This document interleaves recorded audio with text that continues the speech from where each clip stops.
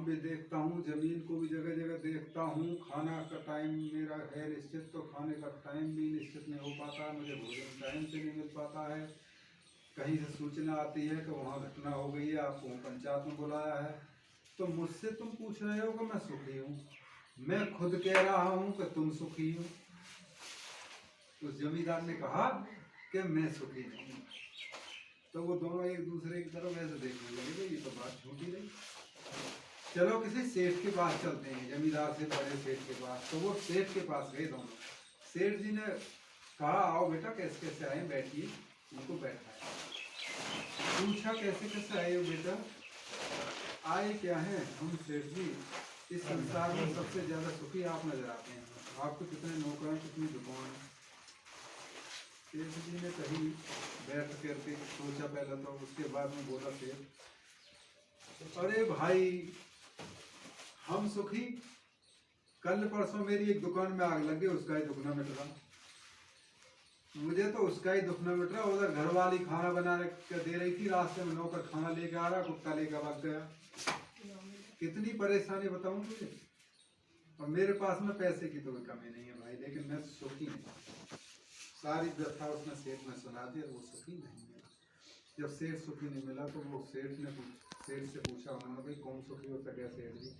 अरे सुखी हो सके तो कोई मंत्री सुखी हो, कोई राजा वगैरह सुखी हो सके।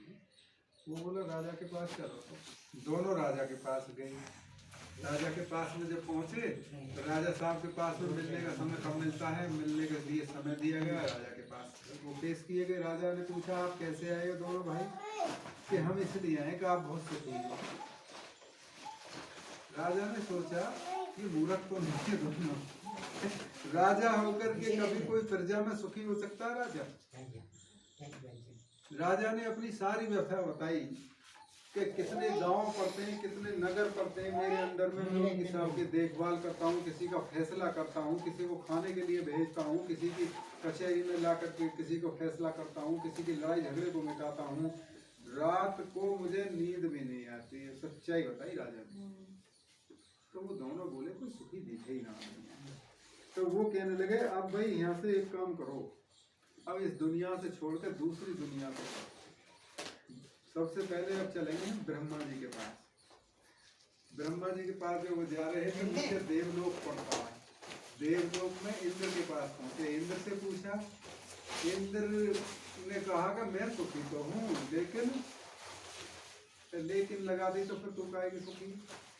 मुझे रात दिन चिंता रहती है, हमारी ऐसे बहन जी तप में बैठ रही है, भजन कर रही है, मेरे सिंहासन ले लें। उसे ये चिंता रहती है कि मेरे सिंहासन न छीन ले कोई, मुझे ये चिंता लगी रहती है। ऐसा में मुझे कोई सुख नहीं रहता। कुछ ना कुछ है सबके लिए चिंता। इंद्र से आगे बढ़े, ब्रह्मा जी के पास में गए। ब्रह्मा जी से पूछा। ब्रह्मा जी बोले देखो, अगर मुझे तुम सुखी मानते हो, एक एक इंसान की, एक एक जीव की शकल बनानी है, शरीर बनाने है, उंगली बनानी है। अगर मान लिया मैं नाक यहाँ लगा रहा हूँ, यहाँ की जगह नाक यहाँ लगा दी मैंने, तो क्या होगा? पूरी दुनिया मुझे गाली देगी।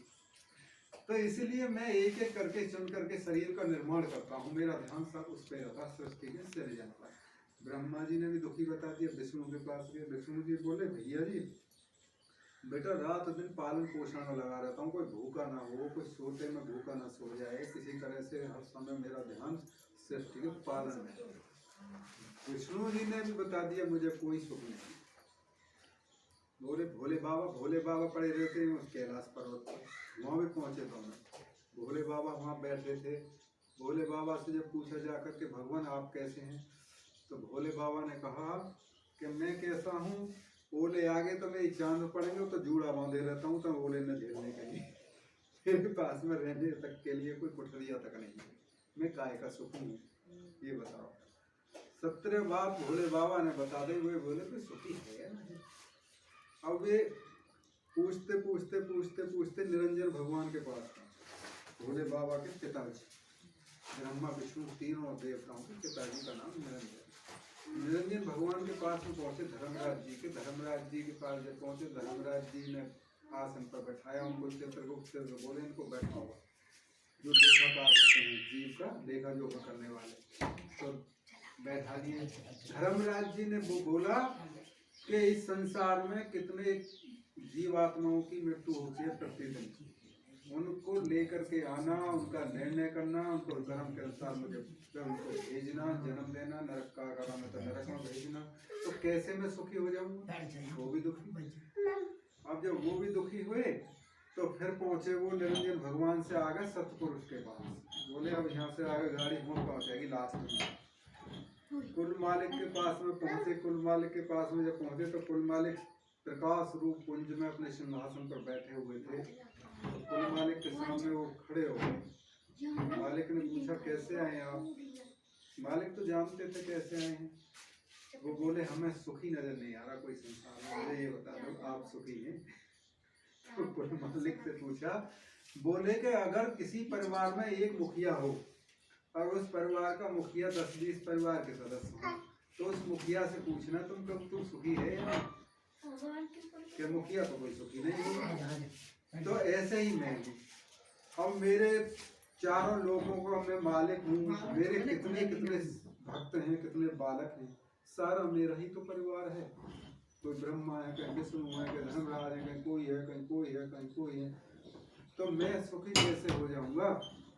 मैं तो सृष्टि सृजन करके भी पछता रहा हूँ। जब तक सृष्टि का सृजन न हुआ था तो मैं एक अकेला आप में मस्त था। समझ रहे हैं आप? तो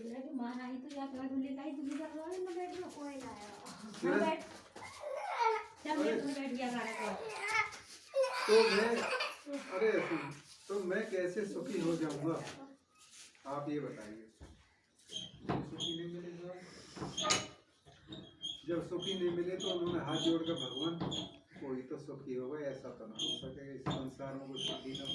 तो जब कुल मालिक ने कहा था सुखी होता है एक आदमी सुखी है, कि वो कौन जल्दी से बताओ, क्योंकि वो तो दुखी बहुत है बेचारे, काफी दिन से ढूंढ रहे थे। तो कुल मालिक ने कहा कि इस संसार के अंदर, जिस संसार के अंदर तुम रहते हो, इस मृत्यु लोक के अंदर जो परमात्मा के श्री चरणों में अपने आप को अर्पित करके अब जो भक्ति करता है, जो भक्त होता है, जो परमात्मा की पूजा करता है, जो परमेश्वर पर निर्भर रहता है, जो उसके आश्रित रहता है, उसके ही आश्रय से खाता है, उसके ही आश्रय से पीता है, उस पर ही निर्भर रहता है, जैसा कमाता है और उसको जैसा फल मैं देता हूँ वैसा ही फल पर निर्भर रहता है, वो भक्त कभी दुखी नहीं रहता। बस वो हमारा भक्त सुखी होता है, बाकी इसके अलावा कोई भी सुखी नहीं रह सकता। क्यों नहीं रह सकता? कि उस पर कोई जिम्मेवारी नहीं है भक्त पर, और यदि वो भक्त अपनी जिम्मेवारी समझता है तो वो फिर भक्त नहीं है। वो तो संसार के भाई बहनों के समीप जैसे और भाई बहन होते हैं उसी तरह से है, क्योंकि भाई बहन चिंतित रहते हैं। कोई सोचता है कहाँ से खाने को आएगा, कोई सोचता है कहाँ से पहनेंगे, कोई कुछ। कर्म करते रहो, परमात्मा कहते हैं कर्म करते रहो विश्वास के साथ, खाने पीने को परमात्मा इंतजाम करेगा। देखो आपके लिए कितना सुंदर प्राण दिया है, यदि परमात्मा चाहे तो आपके प्राण को 1 सेकंड में निकाल सकते हैं। तो इससे ज्यादा कीमती शरीर में कोई वस्तु है? रुपया, पैसा, खजाना, कपड़ा, खाना पीना कुछ भी है क्या? और एक प्राण, एक श्वास आप पूरी संपत्ति को देकर भी ले नहीं सकते। मोल दुकान से ले लेना, बाजार से लेना, कहीं से ले सकते हो? कहीं से नहीं, है ना? इसलिए जब कहीं से नहीं ले सकते तो फिर उस परमात्मा पर निर्भर रहना चाहिए, उस परमात्मा पर विश्वास करते रहना चाहिए, उस परमात्मा का भरोसा करते रहना चाहिए। परमात्मा पर विश्वास करने वाले कैसे होते हैं? एक समय की बात है, एक भक्त था, वो नामदेव जी का भक्त था। नामदेव जी को पुकारा करता था, नाम नहीं लिया था, ना ही वो शिष्य बना, नाम ले रखा था, बस नाम उनका नाम को रखता था, नामदेव जी के नाम पर सतगुरु मेरे सतगुरु नामदेव जी हैं, मेरे सतगुरु नामदेव जी हैं, ऐसे उसका ध्यान रखता था। जब उसका अंतिम समय आया, धर्मराज जी के जो दूत थे उनको ले गए, क्योंकि जब तक नाम की छाप नहीं लगती है धर्मराज जी के दूत रुकते नहीं आने से। अगर किसी भाई बहन पर उपदेश हो जाता है, किसी सतगुरु का नाम पहुंच जाता है, तो ये नियम होता है कि वहां पर धर्मराज जी